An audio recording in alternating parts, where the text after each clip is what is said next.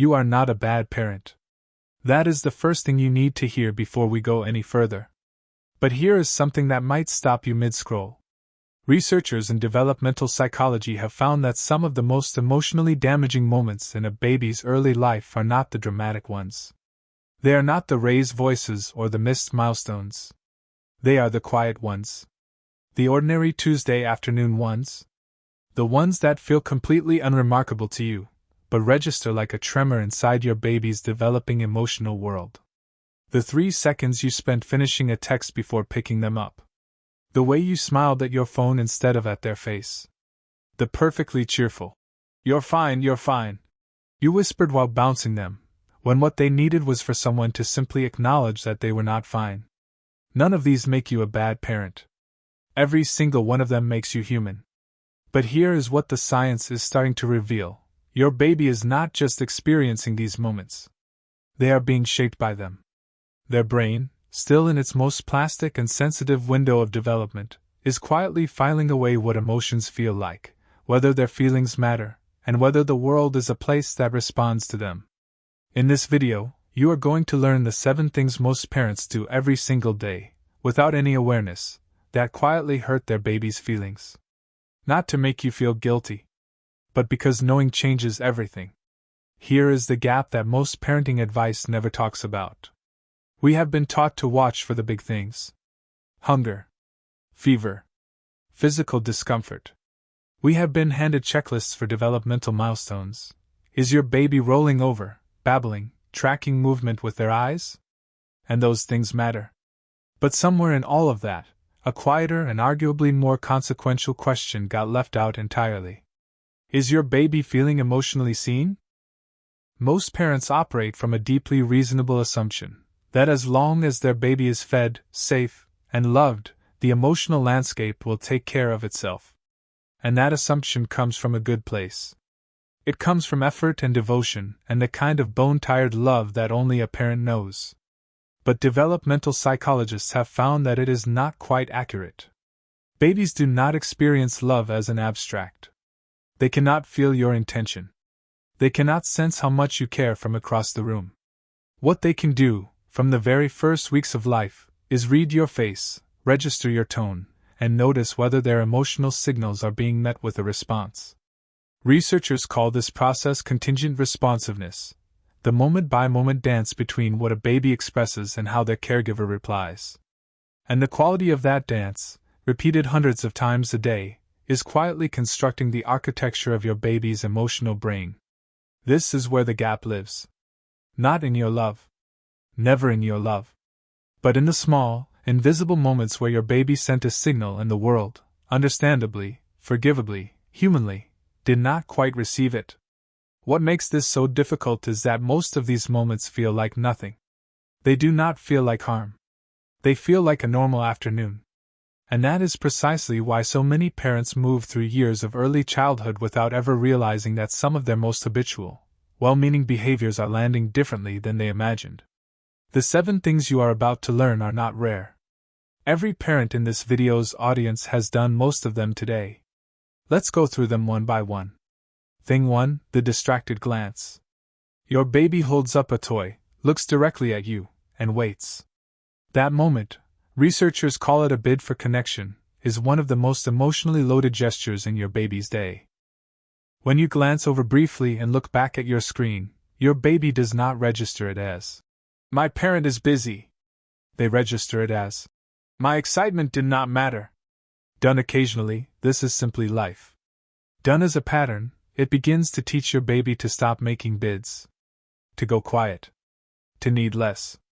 And a baby who has learned to need less has not become independent. They have become discouraged. Thing 2, the emotional override. "You're okay. You're okay." You have said it 100 times, in the gentlest voice you own, and you meant every word of it. But when your baby is crying and you respond by telling them they are not, you are, without realizing it, teaching them that their internal experience and the external response do not match. Developmental psychologists call this emotional invalidation, and in plain terms it simply means the feeling got dismissed before it got acknowledged. The fix is almost embarrassingly small. "I see you. That was scary. 2 sentences. Worlds apart. Thing 3. The forced smile through stress. Babies are not fooled by composed faces. Research consistently shows that infants as young as 10 weeks can detect a mismatch between a parent's facial expression and their vocal tone. When you are overwhelmed and you paste on a smile, your baby's nervous system picks up the incongruence. Not the smile.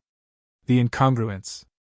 An incongruence, repeated often, creates a low hum of anxiety that your baby cannot name but absolutely feels. Thing 4. The interrupted moment. You are on the floor, fully present, playing. Then your phone buzzes and you pick it up, just for a second. Researchers studying early attention patterns found that it is not the absence that affects babies most deeply. It is the interruption. The withdrawal of presence from a moment of connection registers more acutely than never having connected at all. Your baby was with you. And then, suddenly, you were gone. Stop here for a moment.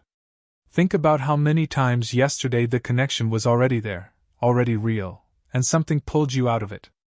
Not because you are distracted or selfish or doing it wrong, but because you are living a full human life while also trying to be everything to a person who needs you as their entire world. That tension is not a flaw in your parenting. It is the most honest thing about it. Thing 5. The rush transition. Picking your baby up abruptly without warning, moving them from one environment to another without a moment of preparation. This jars the nervous system in ways that are measurable. Babies have no concept of what comes next. A simple pause, a soft word, a moment of anticipation given as a gift, it signals to your baby that they are a participant in their own life, not just cargo being moved through it. Thing 6. The unmatched tone. Speaking to your baby in a bright, sing-song voice about something tense or sad in your environment sends a mixed signal their brain is not yet equipped to resolve. Babies attune to prosody, the emotional melody of language, before they understand a single word. Match your tone to your truth, even gently, and your baby's nervous system will trust you more completely. Thing 7. The missed repair. Every parent misses a cue. Every parent has a hard moment. What researchers have found is that the miss itself is far less damaging than what follows. A repair, returning, reconnecting, acknowledging, resets the emotional register entirely.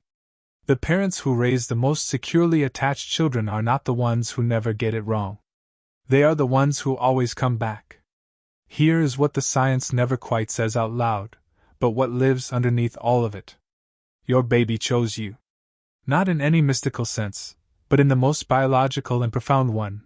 Your face is the face their brain organized itself around. Your voice is the sound that taught their nervous system what safety feels like. The way you smell, the specific weight of your arms, the particular rhythm of your breathing when you hold them close, these are not background details in your baby's life. They are the entire landscape. And that means something important about everything you just learned. These 7 things, the distracted glance, the emotional override, the interrupted moment, they are not happening in a vacuum of indifference. They are happening inside a relationship so saturated with love that your baby's whole world is built from it. The hurt is real. And it is also happening inside the safest place your baby knows. Both of those things are true at the same time, and holding both of them is what it actually means to be a conscious parent. Developmental psychologists have spent decades studying what separates children who grow up emotionally resilient from those who struggle to trust their own feelings. And the answer is never perfection. It is never a parent who never looked at their phone or never said, "You're okay," on a hard afternoon. The answer, consistently and across culture and context, is a parent who stayed curious. Who kept asking the quiet question, "What is my baby actually experiencing right now?" That question is why you are here.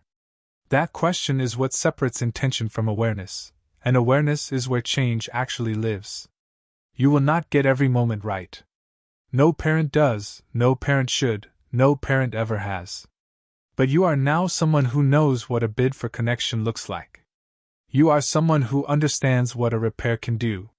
You are someone who will pause, even once, even briefly, and ask what your baby's silence might actually mean. That is not a small thing. It is, in fact, everything. Your baby does not need a perfect parent.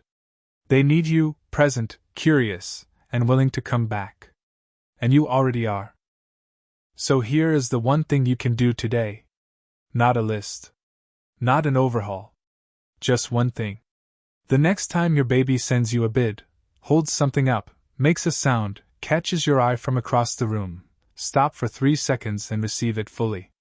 Put your face toward theirs. Let them see that their signal landed. That is it. 3 seconds of full, unhurried presence.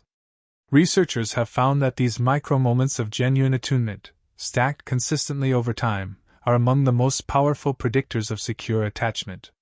Not grand gestures. Not perfect days. Just 3 seconds, chosen over and over again.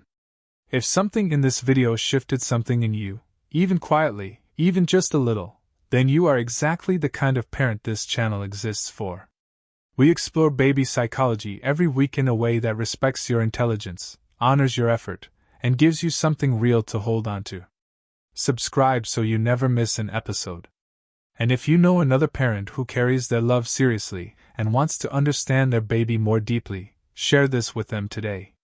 Your baby is lucky to have someone who asks these questions.